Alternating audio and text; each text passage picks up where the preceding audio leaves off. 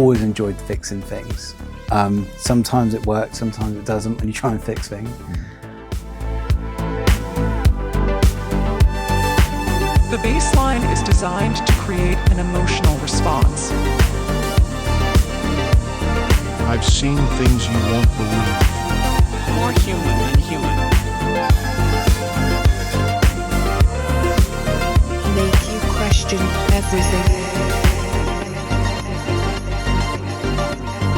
Stephen, welcome. Thank you. I'm very excited to talk to you today. I've known you a long time, and I've seen you as someone who has persisted and been consistent across various waves of technology. You know, you and I have kind of ridden the whole on-premises infrastructure optimization wave. Yeah. We've seen cloud, Yeah. SaaS, new commercial models on how to consume infrastructure.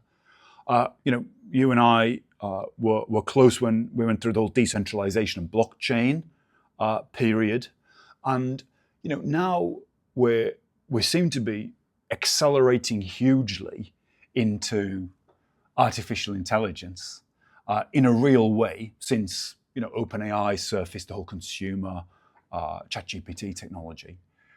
But I remember meeting you in New York when Ginny Rometty was leading cognitive computing, the original Watson technology, which was based on 20 or 30 years, maybe more, of excellence in engineering within data analytics, in prescriptive analytics.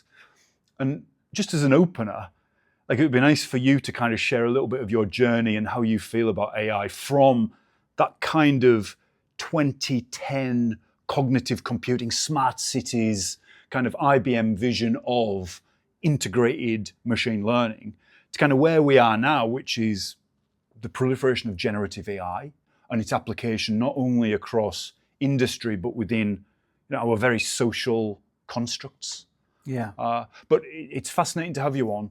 Thank you so much for your time. I know you have a global role, so I know that AP comes on, and then you got US coming on. So finding a slot in your diary was really hard. I massively appreciate your investment in this, and whatever we get from this that we can share with our listeners, I think is just going to be an amazing aperture into what's going on at the worldwide leadership level of how AI is being practically deployed in clients.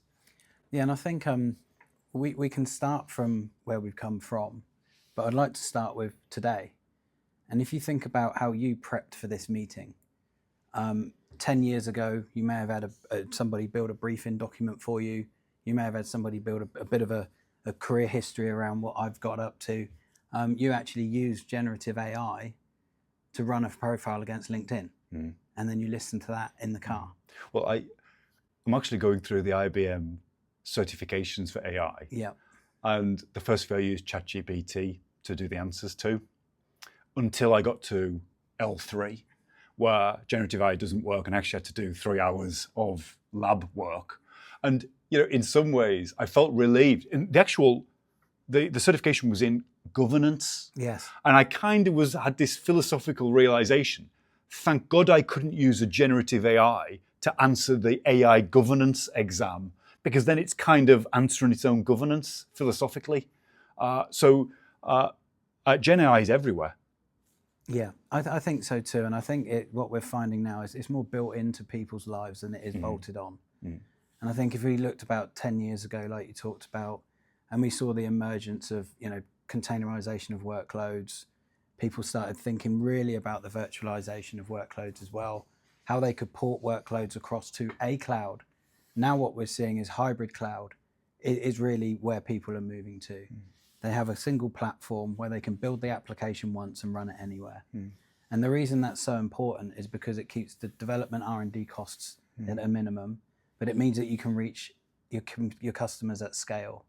So even like in your phone today, who would have thought it, 15 years ago, that you would have a camera, an iPod, and all of these different things running in one device, which can now all interoperate with each other, leveraging AI. Like your iPhotos app is integrated with your music library. the iPhone release when Steve Jobs did the internet, phone, email. Yep. They were the three things he put on, and it was, it was profound. Really, it's become a phenomenal device. I think one of my experiences in IBM was meeting Danny Saber, who was an amazing leader in IBM. I think he may have retired now. I think he's actually wrote a book, which probably everybody should read. His experience was huge. He actually worked with Steve Jobs, and I used to talk to Danny a lot about vision and how I saw technology moving out. And I'll never forget he said to me, and I suppose this was a Steve Jobs quote, which I'm sure everybody attributes quotes to Steve Jobs now, but it really cut me down because I was always priding myself on having this technology vision. And Danny said, look, vision without execution is delusion. And it resonated with me. And it made me think about who's doing the hard work, who's doing the graft, who's in the engineering rooms at midnight coding to make these visions a reality. Now, you've ran some of the European engineering teams. Maybe you could tell me a little bit about the DNA and how they've evolved. Are they using AI? Kind of what's going on in the workroom to surface these profound technologies? Yeah, I can certainly say for sure that automation is much more built into what the development teams are doing. Many development teams now have a single DevSecOps pipeline that they work to, rather than multiple different kind of code bases. But I will share with you what I'm seeing in clients. I'm seeing clients start to think about AI in a much different way. And where it used to be a technology that was kind of mystified, now people are using it in their line of businesses with HR functions. We certainly use it very heavily in IBM. And I'm starting to see them think about it more as it's an augmentation of what they do, rather than a replacement of what they do. How do you as a corporation gauge the usage and impact of generative AI? Or how you personally, really?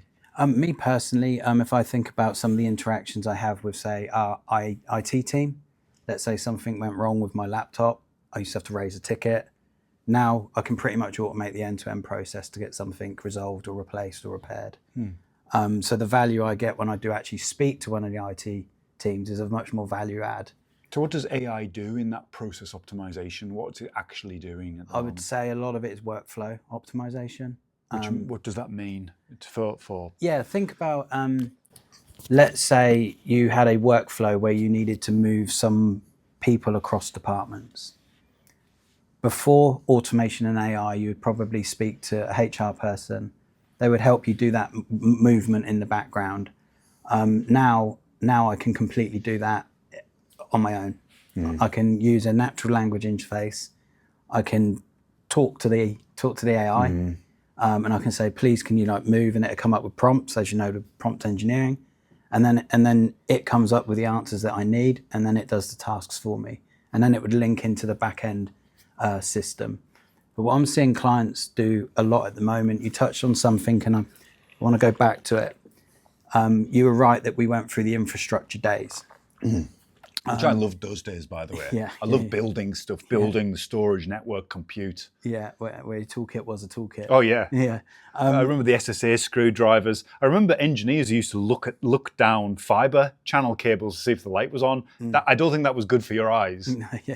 Yeah, and now we're into adiabatic cooling, right, with data centers. I don't even know what that is. You can tell me about it. Adiabatic cooling. I do want to talk. So maybe share. We can. I'll come back to that. Yeah. So sounds like a sea. Yeah, the Adriatic. But one of the things that one of our leaders said that really resonates with me, which is you can't get to AI without an integrated architecture. What does that mean? It means a lot of companies are looking at how do they get their infrastructure sorted, their data sorted. And then once you've got your data sorted, you can then start to really get the most benefit out of AI. And I think when people start to look at that, it is a journey. It is a journey. There's lots of models out there. Which model do you pick? Which model do you use? But the way that we've done our models, we kept it very, very simple. But it's that infrastructure layer which is equally as critical as getting the value out of the intelligence at the end of it. Tell me a little about adiabatic cooling. So adiabatic cooling is a way that you can offset carbon, get better efficiency of running a data center by actually heating it up. And it works with a process of taking water and injecting water into the air to change the density of the air, so you can actually run the machine room hotter. And there's lots of other different techniques like cold and hot aisles or cold aisle containment.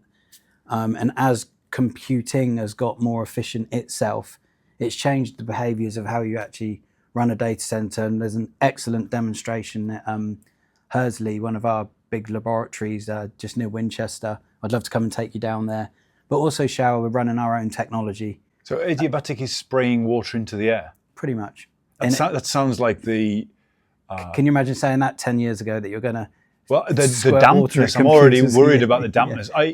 I was actually in an outdoor restaurant in, I think, Siena in Italy recently, eating the Florentina steak. It's amazing, a 1 kilo T-bone steak. If you haven't had that, try it. And they were spraying, all the outdoor restaurants have little hoses to kind of cool you. Is that essentially what this is? It's making the servers sweat? Yeah, it's a way of changing the density of the air, so you can change. So we're actually going to be running the data center about 5 degrees hotter than we will be. What type of cost saving, carbon saving would that mean for a... It depends what size your data center is and what workload you're running, but we're going to be looking at about 63% carbon offset. Wow. Can we talk about data centers? I'm starting to feel, and this isn't really backed by data, that the client or organizations are looking to repatriate services in some ways. The whole rush for cost optimization going into the hyperscaler, pure infrastructure as a service. Are we come to a point where the commercial viability and potential security and privacy risks, customers or organizations are second guessing that complete offload decision, do you think? Yeah, I think in my experience, when the cloud rush happened, people picked a particular cloud that they were going to go after. Then they realized that their organizations were actually choosing different clouds. Now, given the platforms that we have, we can, like I said earlier, we can build once and run across all of the clouds. I'm not so much seeing a repatriation of the data, but I'm seeing a lot more thought going into which workloads run where. Do you think there's any place for workloads to run back within a wholly owned, dedicated facility for an organization? Or do you think, I think so, and I think with AI and with some of the regulations that are coming out around AI, where you can run your ingress, where you can run your models, where does the data need to sit in residence, I think that will play a part in where people choose to run their workloads. And I think it'll be around regulation. So these cooling technologies and physical technologies, are they built for the hyperscalers, or are they built for customers looking to build data centers again? I'd say both. So you got to think, if you're a startup and you're gonna take some money and do some stuff with, you've got the decision: do I run it on cloud or do I run it on premise? If you were building an organization today with the knowledge of the history and all of the technology available on the market, what would be your route to highly optimized technology platform? Hybrid cloud. You'd pick certain clouds to run certain workloads for certain parts of your organization. Optimized for economics or function? Different parts of the organization. So if you've got a line of business, as example, you might want to run those workloads optimized off a cloud, running all your AI models. But if you've got an R&D shop, you might want some of that infrastructure on premise, because you have to replicate environments, you have to do all your builds there. So that'd probably be more of a multi-cloud. So I'd say it'd be different as the company scales out. I'm pretty sure as a bootstrap startup, you're running everything in one room. And then as your business scales, you then start to have to think about those decisions. Do you know, I was in a conversation the other day with someone out in the whole. They're out in the US. That they work with one of the other big vendors, and they were talking about their primary goal is flexibility, flexibility in consumption, cost, and kind of embracing workload flexibility wherever it is. It kind of sounds like what you would term hybrid. Yeah, which is it's the flexibility and the ability to move workloads where you need them to be. And I like to think of it like as we start to move forward with artificial intelligence and generative AI, that pretty soon we're going to be in a place where it can start to help predict where you run your workload. We have a thing called the Atlas, the IBM Technology Atlas. It is a great reference of where IBM sees where the market's going. So I'd encourage you, Ian, to go and have a look at that. It's on IBM.com, Atlas, and it's split up into different vectors. AI is one of the vectors, quantum's one of the vectors, security, automation, and it gives a kind of like a global technology outlook of where we see the market going over the next decade, and it's a great resource. I'm quite. Data can be used in lots of different ways. I'm interested in kind of understand where that's come from and how you leverage it. I saw on social media a Gartner report that was pushed out by a CEO of a significant tech company, and the statement was Gartner say 30% of generative AI projects fail and don't move to production, and the general thesis based on that observation was we need to be really careful with generative AI. You need to get your data right. You need to get your infrastructure right, set the business goals. I got all that. But my point is, if 30% are failing, 70% are succeeding. My cogs were already ticking when you said that. No. So I was like, well, hang on. If you're not getting your data right, you're not getting your infrastructure right, and you're just bowling into a Gen AI project and 70% of the succeeding. Doing all right. Like, you and I have been in technology for 30 years. I would say 70% of POCs moving to production is an amazing outcome.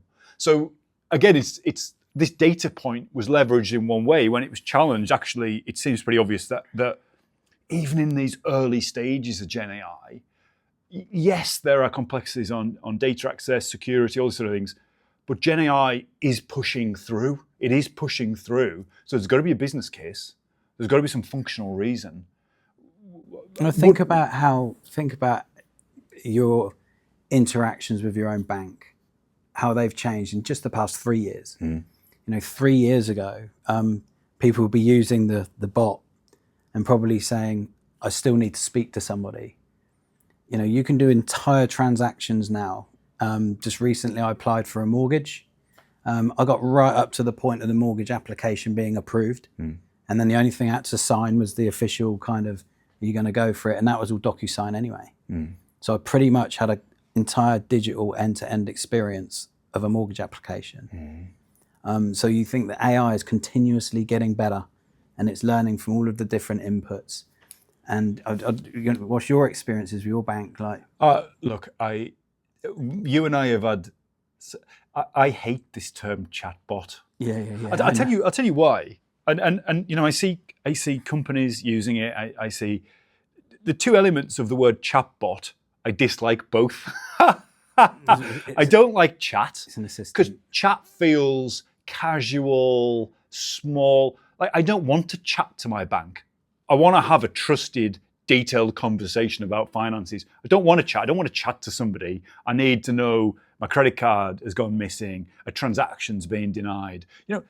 I take those engagements quite seriously, certainly in the financial sector. So, I don't want to chat. So chat and bot, this idea that it's some replicant piece of technology that wants to chat with me. I guess maybe this is a product marketing lens because I do love product marketing. Yeah.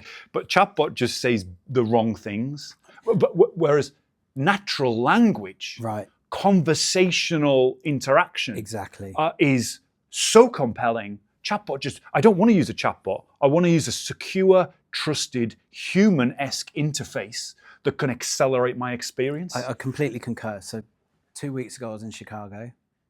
Well, you saw the Cybertruck. Yeah, saw the Let's talk about the Cybertruck for like. Yes, It's big. Yeah. And really shiny. You need sunglasses. Yeah, it was never seen one in my life, but they're different. So I was in Chicago, needed to move my flight. Before AI or before that, you know yourself, because you're a well-traveled person, that would have been hours on the phone trying to change your flight. Trying to actually find a number to call was probably a lot. I managed to change my flight whilst having lunch with my colleague Rich. That's the power of conversational AI. And that was via an AI. That was via interaction. The particular airline's AI assistant. Do you trust AI? Did you trust during that lunch? You used that. Did you get closure or dopamine from that engagement? How did you know it was done? What gave you that satisfaction moment? When you get the email showing you your ticket's changed. So it's no longer the satisfaction. Closure is no longer human interaction. The satisfaction was, for me, is I could sit and have a conversation with my friend while we're having lunch and just kind of, pop the yes, no, very, very easy. What time do you want your flight changed to? That one, please. Do you want this seat? Yes, please. So it was prompting me to just kind of say yes or no. So I was able to still have good lunch with my friend Rich, and then it popped up and it said your ticket's been changed, done. And I looked at my email. I said, Rich, look at that, it's done. That's amazing. So when we talk about how it changes the way you interact, I was able to have a conversation with Rich over lunch whilst just clicking yes or no. Amazing. Rather than sitting on the phone, standing outside the restaurant. So in some ways, the some resistance I've seen is this loss of the human touch, and from what you're saying is it doesn't feel that that's required in an objective transaction. In some ways, what the outcome is. You want the organization or service to facilitate that outcome quickly and efficiently with some form of objective confirmation done. And can you remember we talked about this probably about I can't remember how many years ago it was, Ian, but we said, when you can't remember how many it is, there's yeah, you can see the greys. No, but remember when we used to say you'd buy a T-shirt on the internet, but you wouldn't buy a car? Can you remember we used to say that? Yes, yeah. We'd buy a T-shirt on the internet, we wouldn't buy a car. Yeah. Look at now, right? People are configuring, buying. But wasn't that because of the size of the transaction? Is that financing methods? Is that commitment? It comes back to that word trust, I think, that you used earlier. People trust more that they can move large sums of money over the wire, kind of thing, and be okay with it.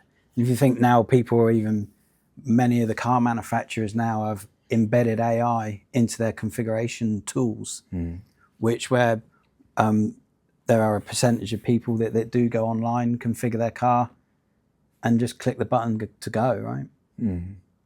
So the application of artificial intelligence in the buyer journey, this sounds like, which is customer experience, which is the front end.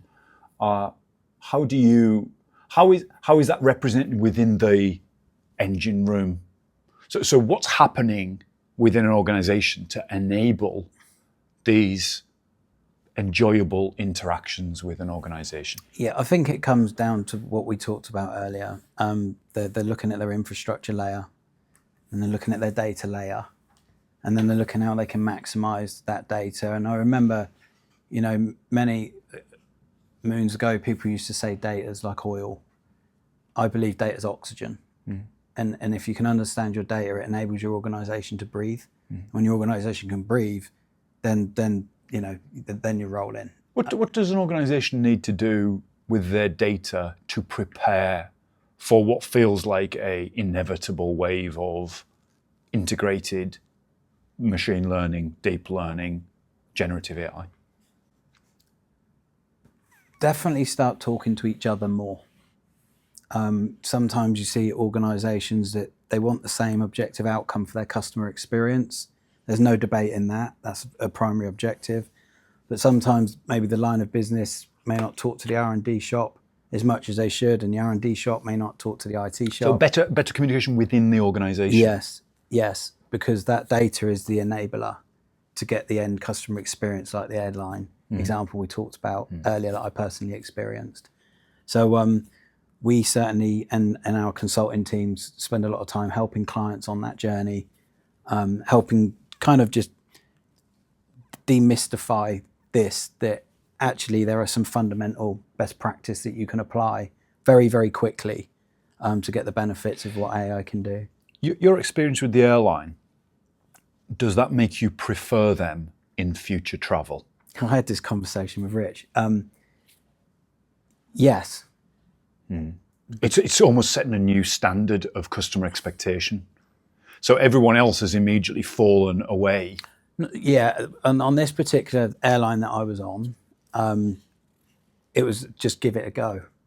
I knew I needed to get home because I had to go and see my son the day, so it was very important to me. So I tried to get an earlier flight because the client meeting finished earlier. So there was only like a 2-hour window of which I needed to get to the airport. And when I logged onto the app and I saw the chat and it said, assistant, so I just clicked on it and what do you want to do? Need to change my flight to an earlier flight. And within about 15 minutes, I think, of answering questions, it knew who I was, it knew what seat I had, asked me what the flight had availability. And for me, like I say, the closure is when it gave me the ticket. I mean, the impact on the user is, it's complete. The focus was getting home to see your family. That was really what this was about. The execution, traditionally for me, would have been integrated with anxiety. Do you know, there'd have been an opportunity for them to try and sell me something else. It would have been which seat, there's problems, and then the actual objective outcome would be almost the friction associated would make it hard, and therefore maybe families are suffering, people are suffering because it's just too hard. If we're removing this functional friction, our lives become more focused on the joy of living. And this is what I was saying earlier. AI augments the experience. Didn't replace anything in that example, but it augmented the experience that I needed. I could still finish my lunch with Rich. I could kind of multitask as I was doing it. And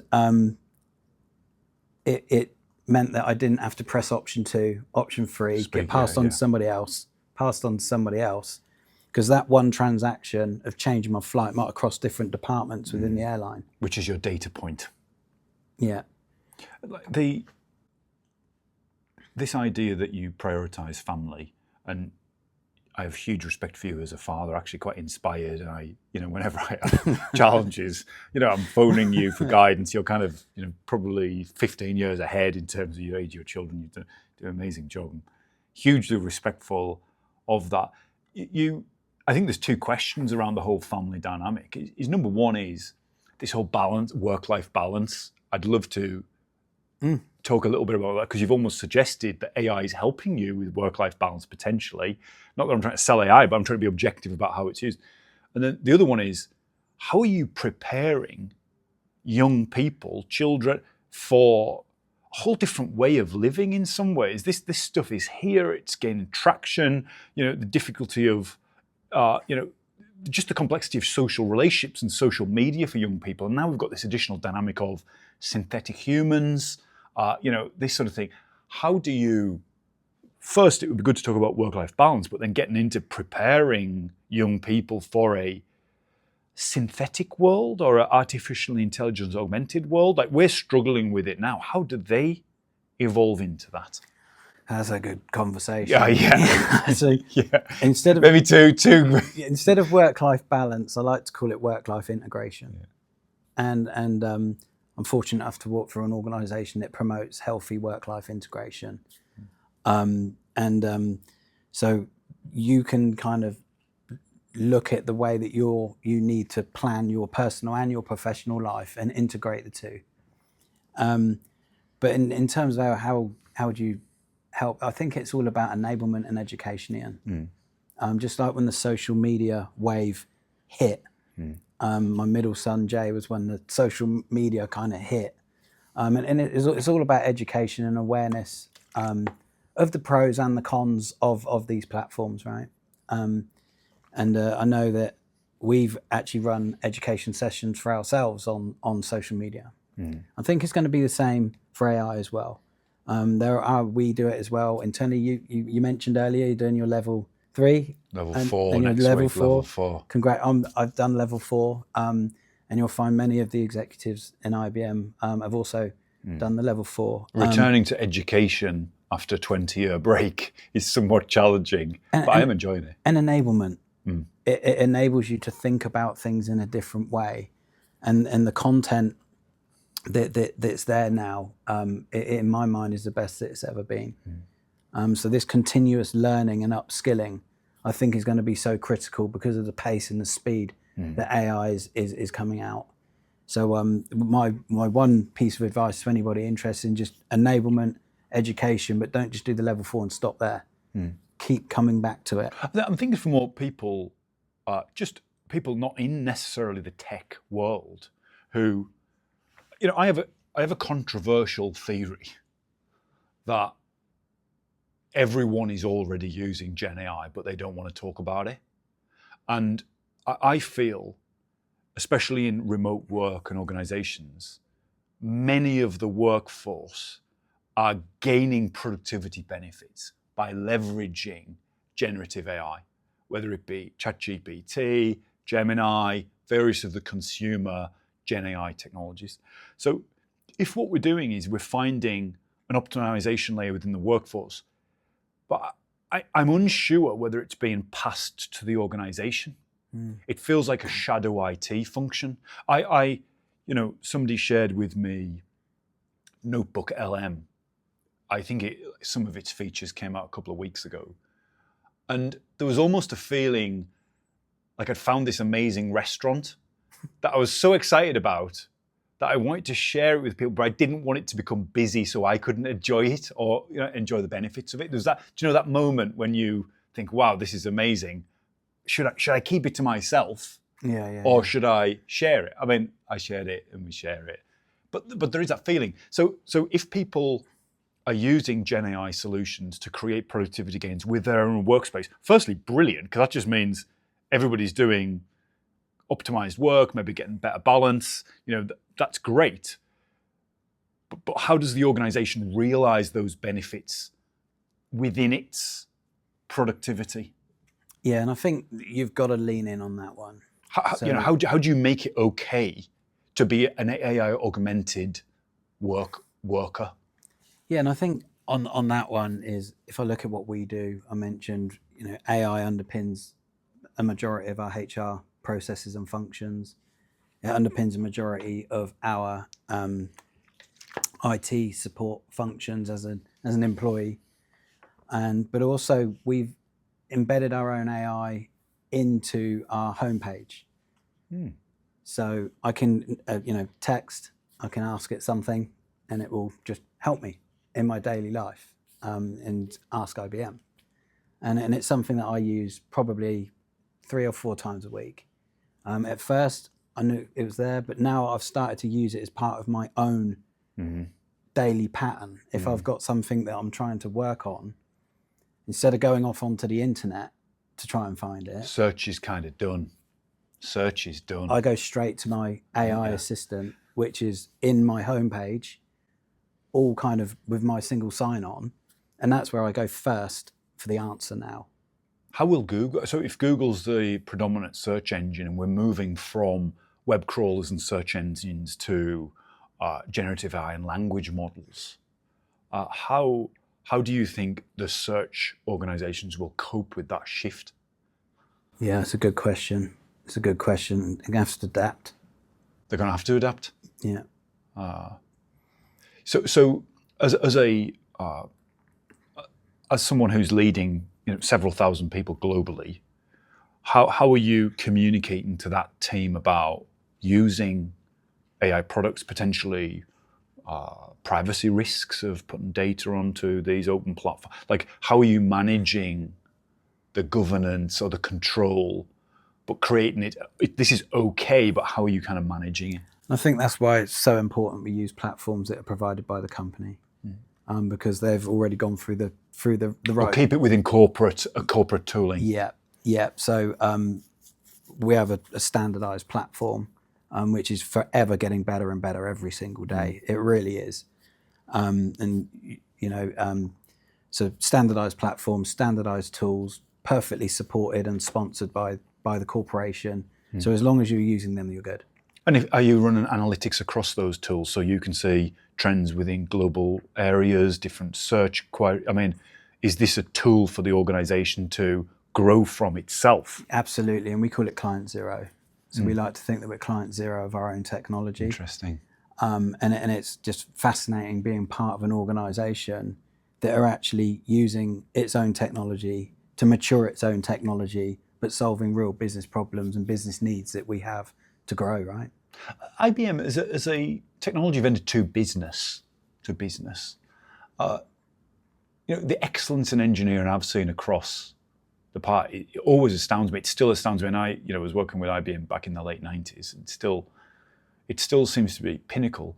The ability to use it yourselves is probably a level I've never seen before. That consumption of, I know there was the Lotus era, there was eras where you had employee tools, but IBM was always known for the heavy lifting within the data center. This idea that you're consuming open AI tools is a fascinating. Is that a new shift? Is this open a new shift for IBM? How is that manifesting itself in its clients? I think as well is when IBM acquired Redhat, open source. It's our way. We're open by design. Our AI models are fully transparent. There's no secret source. We're fully transparent with how we do that. Fully transparent with how we do the governance. A number of our teams sit on many of the ethical boards as well. And if you haven't had a look at it yet, Ian, you should definitely have a play around with InstructLab. Go and have a look at that. It's a really nice user-friendly tool. So to get started, and I know you're a bit more advanced, but as you're doing your level 4, think about looking at InstructLab as well. But it's also really good being part of an organization right now that is starting to move well into that space. So way into the line of business now. You said we were faint for data centers, but now we are, the conversations that I'm having last week, 2 weeks ago, in the US, it was all with line of business. So as IT ownership moved to line of business? Yeah, IT, the data center team were in the room, but when I was talking to them about Watson X, and I was talking to them about robotic process automation, that was another topic, and event-driven enterprise. Those were the kind of 3 things that I had on my agenda to get the clients asked for me to speak to. But you had line of business in the room. I've seen that shift over the past couple of years. More line of business, like I said, are sitting in the same room as IT. Do you know, looking at Gen AI, there is a dystopian view that it will replace our ability to think. My experience has been, certainly with the training and just the process of re-engaging with structured education, I could hack some of the early exams using, open, internet-trained language models.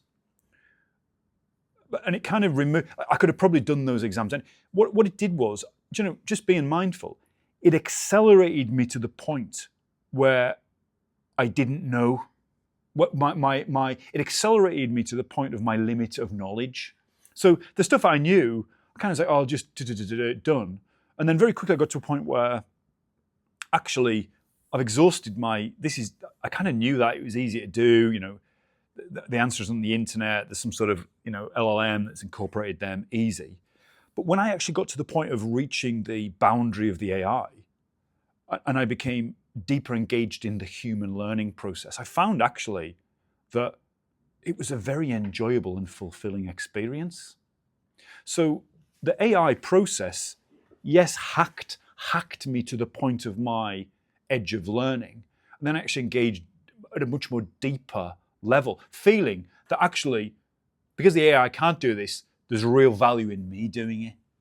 So this dystopian view that our intellectual abilities will emaciate as AI does more, I'm kind of thinking, actually, if it can take away the noise and the heavy lifting, and we can focus our amazing machines, real intelligence, on the deeper problems using these tools, maybe it's a utopian outcome. I don't agree. I agree with you. I use it augments you. It helps you become better. Whatever role or function you're in, it helps you become better.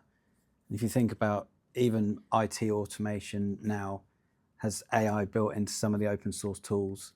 Some of the chips now have AI built into them. And all of these things are there to augment, to free up time to do more value add as a human. And I also think as well, even in coming back to the automotive world, you can start to see AI being built much more even into your car app on your phone, where it can start to show you where you've been, it can start to come up with things of where you may want to go. And that's all done just by running models. Analytics, predictive analytics. To challenge you personally, I know, if you look at the ways we consume music, for example. I still love a vinyl. This is my point. This is my point. What could you explain to me? Because if I say we have a method of consuming music which is scribed into a piece of vinyl, legacy, takes a long time, you have to clean the thing, it doesn't work, it jumps, it skips, or this high definition digital way, all the music is available at any point, streamed anywhere. Like, there's no real comparison. If you think about the functional capability and performance, there's no comparison. Yet, I would like to share that you take deep joy from experiencing music from vinyl. Why? And if you think about what we just talked about, with that airline example, the reason I like vinyl is the engagement. It's the placing of the needle. It's the engagement of doing it. Like you just said, the cleaning of the vinyl. Whereas in my car, you just put a streaming service on, don't you? And you just listen to it and then let it automatically just play your next song for you. So AI is not optimizing for joy. It's optimizing for time, cost, function. To free you up. Yeah. Whereas you're not looking to optimize when you're listening to your vinyl. You're at home, you're chilling, right? You're relaxing. You've got a bit more time on your hands to do that. When you're in a car, you just want to listen to music. So when we live in this utopian vision of the future, highly augmented, do you think people will still have vinyl record players? I hope so. I think I saw a stat that vinyl was outstripping streaming in terms of sales. I thought CDs were coming back. I thought vinyl kind of had this thing, and now CDs are back. Oh my God. I see some of them on the side of the road every now and then. I think I should pick that's an antique. Time to hit the car boot sales in, isn't it? On the car thing though, so if music is joy, right, and we're not optimizing for time, I know there are scenarios where we optimize for time, and then vehicles are in this polarized situation because sometimes you're looking to optimize for A to B, time, speed, efficiency, environmental efficiency. Where do you, like, joy was traditionally found in vehicles as well, right? So how does that work? Yeah, well, I think I saw a link from one manufacturer that they're actually building AI into all of their control units now, where they can get the entire car to talk to itself in order to adapt itself to the optimal condition, which I just thought was amazing. It is amazing. And when we talked a little bit earlier about different organizations talking to each other to get the full value, this particular manufacturer was using AI modules in each of the control units in the entire car to talk to each other and learn from itself, and then readapt some cars have different kind of physical switches to adapt the model. This particular vehicle you just didn't have to worry about it. If it started raining really heavily, it would switch itself into a wet mode without you needing to push a switch. But again, this theory that AI is emaciating the human's capability, where does that end up? Does that end up in a better world or a worse world? Certainly for somebody who enjoys the thrill of the human-machine interface. I think it's all on the use case. It's all on the use case. If you look at the, keep going back to it, that airline use case, it was interventionless with a human. But if you're on a racetrack, as an example, you might still want to get your toolbox out and tweak the car yourself. What about if the airplane doesn't have a pilot and has an AI? Would you be comfortable flying on an aeroplane without a pilot? Personally, no. But after everything we've talked about, AI being a machine to optimize efficiency, process within a domain of control, the human still has unpredictability. What did they eat the night before? How are they feeling? What's going on in their life? There are macros that could affect the quality of process. If there is a program that's been optimized to give you the most cost-efficient, environmentally efficient, comfortable experience journey, as a leader in this space, why now would you still prefer a human-led aeroplane? Just because of that end-to-end, I still believe you need a human. If something does go wrong, they know exactly what to do at that moment, and they're fully trained and enabled in handling that situation. But why the human? Why could the AI not be trained to handle those scenarios and it could operate quicker at a digital pace?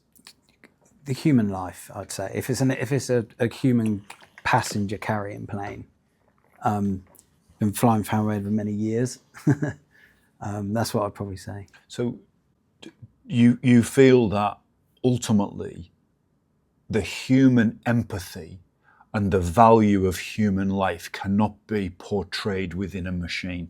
Not yet, no. The emotion. And you believe that the emotion of the human is required in certain circumstances. So do you believe AI will get to that point? Time will tell, I think. Time will tell. I don't think the machine and human relationship, I think, will get closer, over the next couple of decades, but not yet. But from the discussion we've had, the idea that connecting the data across the organization enables a coherent cognitive function. If the aeroplane, as we know, is already highly instrumented, we know that data is going back to the Rolls-Royce, the engine manufacturer, the aeroplane manufacturer. I believe they have real-time views of every asset. And that data is obviously proliferating through the aeroplane itself and probably being shared to others. So if the data's there and there's a code construct that can be built to handle any outcome that's ever happened on an aeroplane, still would you prefer a human than an AI? Yes. Yeah. It's fascinating. What about you? Do you know, I'm trying to, I think I would happily take the AI. From what I'm learning, I think the question would be, is if it went wrong, is there a softening if it's another human that made a human mistake that you can empathize with, because we all make mistakes? There's almost there's a closure that kind of says there was somebody accountable, they were trained, they operated within that training model, they did their best not only within their rules but as a human that I can empathize with, and I can take comfort from that. So I can understand that feeling. However, if what we're saying is there's a machine and the machine fails, are we left with some sense of, I could have done better, a human could have done better? Do you know, is that like, I'm trying to really unpick, because everything we talk about and everybody I speak to, this technology is profound in its inability to act quickly, act within a set of predefined rules, act within rules that are built on a huge data set, Yeah, like a human can. Yeah. I think it's way off that at the moment. And I think the use cases that we're seeing are those for productivity gains rather than actual With mission, human governance. with human intervention or human governance, especially on those use cases that need it. Mission critical safety of other human beings. We're not there yet. But with some of the examples we've talked about, workflow practices to free up humans to be better at what they do every day and better integrate their work-life integration, definitely. Alex Seymour, one of your Hi, Alex. Yeah. the AI product manager, he articulated it in a phenomenal way, which was, if you think about generative AI as just a new interface, Yeah. and a new interface into information, systems, content creation, this sort of thing.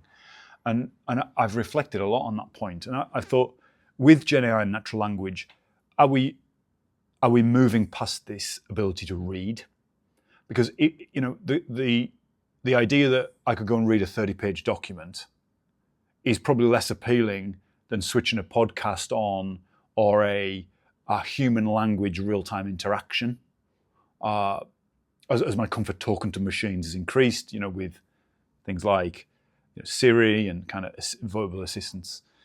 Do you think we're moving to natural language within machines beyond reading things? I think it's already here today, isn't it?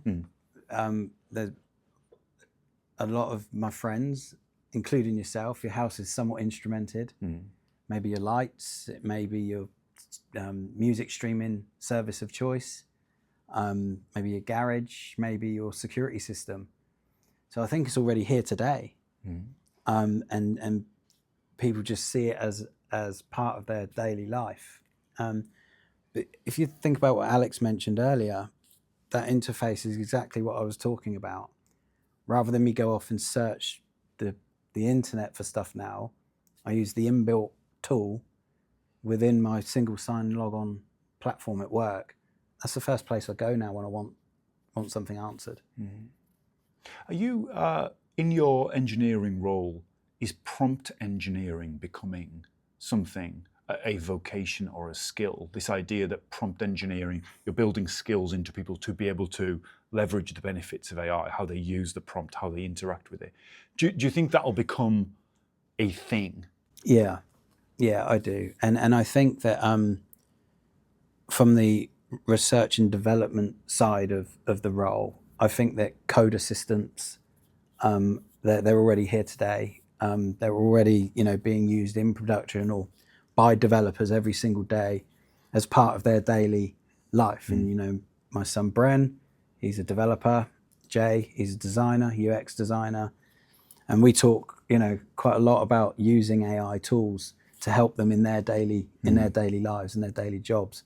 So again, these AI in the R&D world, it's not being bolted on to what they do. It's integrated into their platforms now. It's integrated into their IDE, right? Into their development environment. So would you encourage young people in education to look to leverage AI and become comfortable with prompt engineering? Yeah, not just young people. People re-entering the workplace. You may have somebody who left the profession for a while, come back in, absolutely do some learning and enablement that we talked about, because this is the way that people build code today. Yeah. In your role, what do you see the big challenges coming over the next 3 years? So your role encompasses many thousand people globally in helping organizations kind of realize and connect these technologies to business problems. What do you see as the big challenges within that over the coming 3 years? Helping them, it depends what industry. Different industries are more advanced, but it's all about helping them work with each other. It's all about the skilling and enablement, and it's also about helping them with the trust. And you talked on a piece earlier, which is the governance piece. Certain industries, as you know, are highly regulated, and that governance becomes absolutely critical. And it's all about building that awareness of this is there to augment and not to replace. We saw the same in data centers when cloud come around. And I remember when I ran a data center back in them days, I had people that used to manage tickets to say, Ian, can you provision me another server, please? When we moved to infrastructure as a service, that person managing the ticket didn't go away. We just re-skilled them to become and manage the image library. So the same person, we re-skilled them for the new way of working. And that's what's going to happen with AI as we start to see it roll out across more lines of business. It doesn't replace the person, it changes the way that they work. Another productivity tool, interfacing the data. Yeah. And what about the challenges for you as a leader? Are there any specific challenges with you as a leader with the remote workforce? I noticed Amazon are recalling staff back into the offices. How do you think AI can help with transparency and productivity across the remote workforce to enable people to keep that model? I don't think it makes so much of a difference whether you're working from home or whether you're working in an office.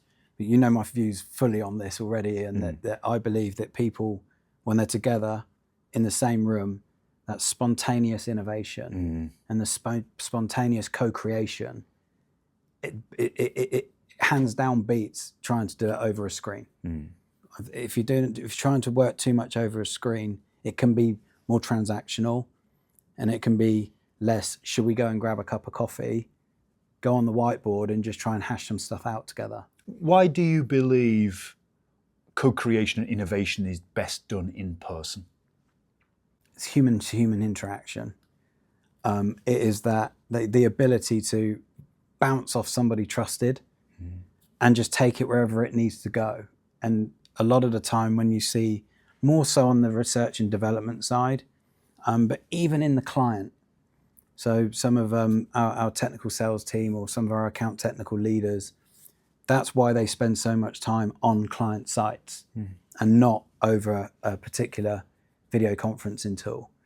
It's because they want to get involved in what the client's doing, where they're trying to take their journey, and then you start to become a trusted advisor of the client. And it's much easier to become a trusted advisor if you start working in person, in my humble opinion.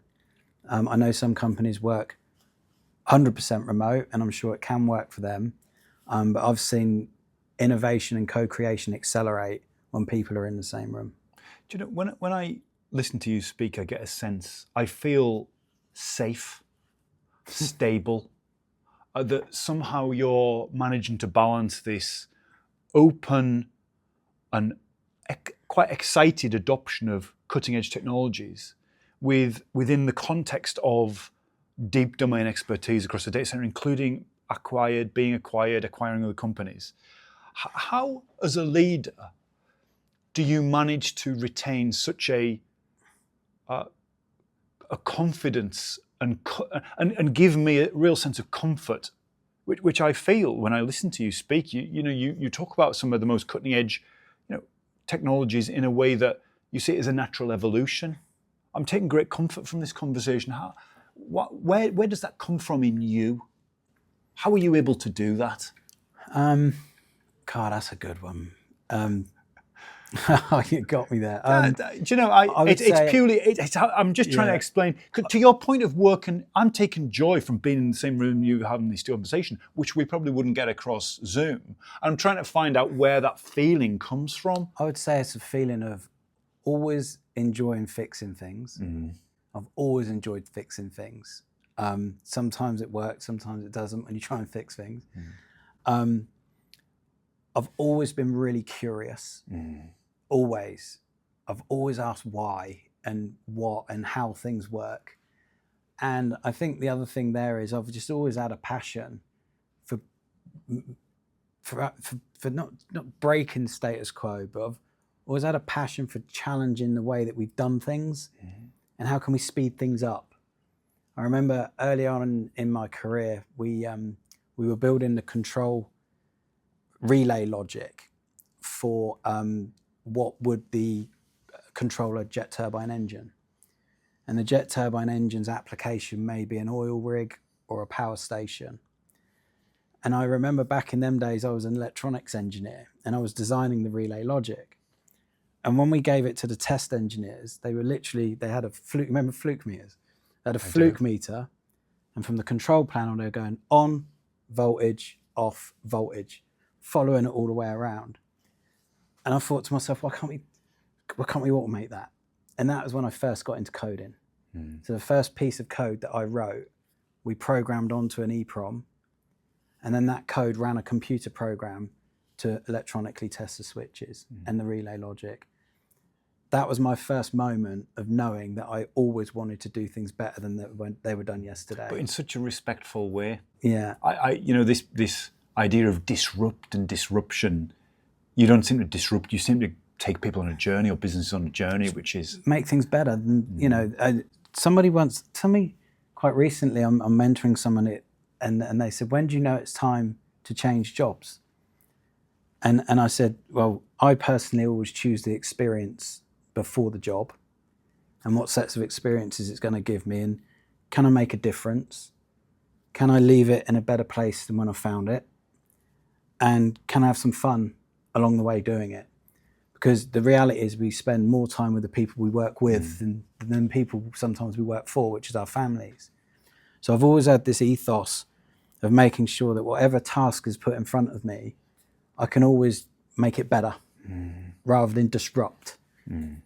Disruptive can, you know, we used to talk about disruptive technologies, and they're still there, don't get me wrong, but AI is there to make things better, not to disrupt.